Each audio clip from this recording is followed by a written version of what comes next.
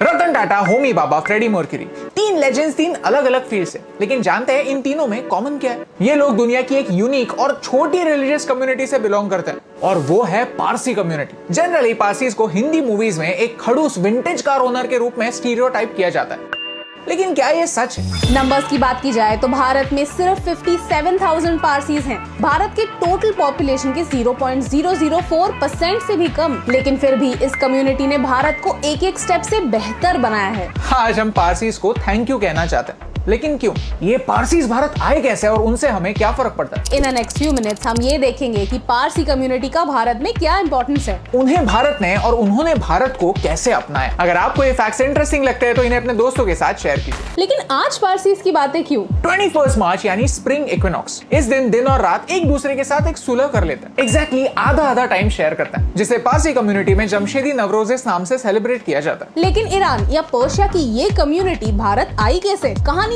काफी इंटरेस्टिंग है। कुछ 1200 साल पहले ज़ोरास्ट्रियन कम्युनिटी रिलीजियस परसिक्यूशन की वजह से ईरान छोड़कर भारत आई और गुजरात में सेटल हुई। वो रेफ्यूजीज थे, अलग भाषा बोलते थे, उनका कल्चर हमसे अलग था। किस्सा संजान कहता है कि गुजरात के एक राजा ने रेफ्यूजीज को रिस्पेक्टफुली ना कहने के लिए एक दूध का कप भेजा जो पूरी तरह से भरा हुआ था। उनका राज्य उस कप की तरह था जो ऑलरेडी फुल था और लोगों के लिए उसमें जगह ही नहीं थी। लेकिन पारसी लोगों ने उस कप में शुगर ऐड करते हुए कहा, हम हमारे कल्चर को प्रोटेक्ट भी करेंगे और भारत की मिठास भी बढ़ाएंगे। और उस मोमेंट से पारसीज भारत का एक हिस्सा बन गए।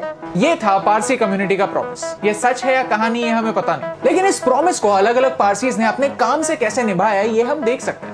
डॉक्टर होमी भाभा जो एक पारसी थे, उन्होंने यही प्रॉमिस को निभाया और भारत के न्यूक्लियर प्रोग्राम को एस्टैब्लिश किया। पढ़ाई कैम्ब्रिज में की, न्यूक्लियर फिजिक्स में पीएचडी भी किया, लेकिन उसके बाद वो भारत लौट आए। एटॉमिक एनर्जी एक टूल है और कोई भी टूल सही या गलत नहीं होता, उसे इस्तेमाल करने वाला इंसान सही या गलत होता है, ये उनका विश्वास था। इसी वजह से 1955 में उन्हें यूनाइटेड नेशंस की peaceful use of atomic energy conference का प्रेसिडेंट अपॉइंट किया गया। वो जानते थे कि भारत में यूरेनियम की कमी थी, तो थोरियम का इस्तेमाल न्यूक्लियर एनर्जी के लिए हो सकता है। That was his plan। और जहां होप है वहां स्कोप।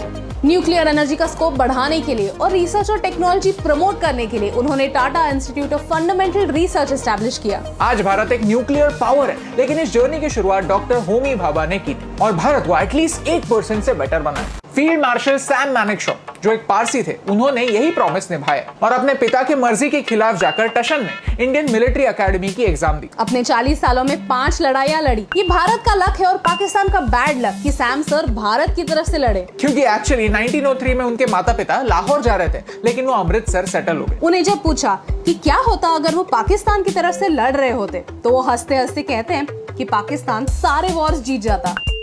उन्होंने ये समझा कि आर्मी के ट्रेनिंग मैनुअल्स आउटडेटेड हैं, जिन्हें अपग्रेड की सख्त जरूरत है। नई टेक्निक्स को यूज करके उन्होंने हमारी आर्मी की ट्रेनिंग का सिस्टम बदला, so that an outdated syllabus would not be taught, और भारत को एटलीस्ट 1% ज्यादा सुरक्षित बनाया। दुनिया की लार्जेस्ट वैक्सीन मैन्युफैक्चरिंग कंपनी को, सीरम इंस्टीट्यूट को एस्टैब्लिश करने वाला भी एक पारसी था, साइरस पूनावाला, जिन्होंने एक वैलिड सवाल पूछा, वैक्सीन जैसी एसेंशियल चीज बाहर से इतने महंगे दामों में क्यों इंपोर्ट की जाती है? क्या हम खुद वैक्सीन बनाने में आत्मनिर्भर नहीं बन सकते? और इसी ऑब्जेक्टिव से सीरम इंस्टीट्यूट शुरू हुआ, जिसने आज तक इन्फ्लुएंजा, स्वाइन फ्लू और कोविड जैसे कई बीमारियों से लड़ने में भारत की मदद की है। और पूरी दुनिया को 3.5 करोड़ से ज्यादा वैक्सीन देकर भारत ने दुनिया की मदद की। सीरम इंस्टीट्यूट ने पूरी दुनिया में भारत की इमेज को एटलीस्ट 1% से बेहतर बनाया। चंद लोगों की इस कम्युनिटी ने एक एक फील्ड में एक एक करके भारत की प्रगति में 4 चांद लगाए हैं। No matter which Parsi you look at, the one thing that's common in all of them is their honour. फिर वो जमशेदजी टाटा का भारत का पहला लग्जरी होटल बनाने का डिसीजन हो या रतन टाटा का दुनिया की सबसे इकोनॉमिक कार बनाने का डिसीजन,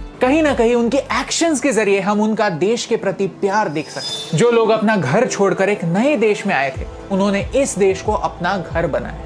सोचिए, अगर भारत का वो राजा इतना एक्सेप्टिंग ना होता या फिर पारसीज ने भारत को कभी अपना माना ही ना होता, तो शक्कर के दाने भी बिखर जाते और हमारा दूध भी फीका होता और आज का भारत ना होता। अगर आपको इस वीडियो से वैल्यू मिली तो इसे अपने दोस्तों के साथ शेयर कीजिए, क्योंकि इक्विनॉक्स के दिन हमें ये समझने की जरूरत है कि नवरोज, एक नया दिन, एक नया चांस हमें तभी मिलता है जब हम बिछड़े ख्यालातों को पीछे छोड़ते हैं। जब एक कदम हम बढ़ाते हैं और एक कदम उन्हें बढ़ाने का मौका देते हैं, तभी तो हम मुद्दे के सेंटर तक पहुंच सकते हैं। पारसी समाज ने सच में दूध में शक्कर की तरह भारत की मिठास बढ़ाई है और इस कंट्रीब्यूशन के लिए उन्हें थैंक यू कहने से मुझे फर्क पड़ता है।